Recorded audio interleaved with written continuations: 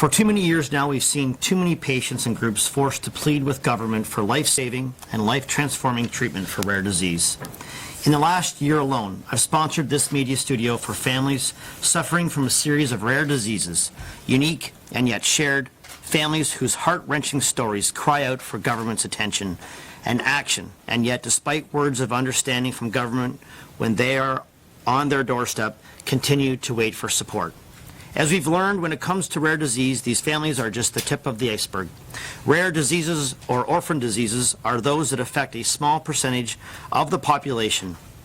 And while the percentages may be small, it shouldn't mean government can go along ignoring their suffering. With family members and loved ones taken into account, there are as many as 1 in 12 people in Ontario impacted by rare disease, according to CORD.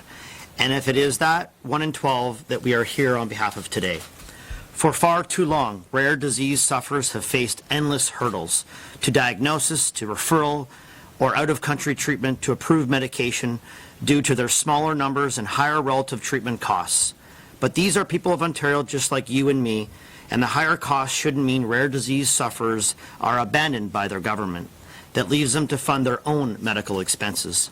That's why I am today officially launching my campaign to treat rare disease and announcing my private member's motion calling on the government to strike a select committee into rare disease treatment in Ontario. Specifically, the motion, which I'll be debating February 25th, will call for an all-party committee to tour the province, hear from experts, medical professionals, sufferers and their families, and use that first-hand experience to develop meaningful, lasting recommendations for treatment of rare disease here in the province of Ontario.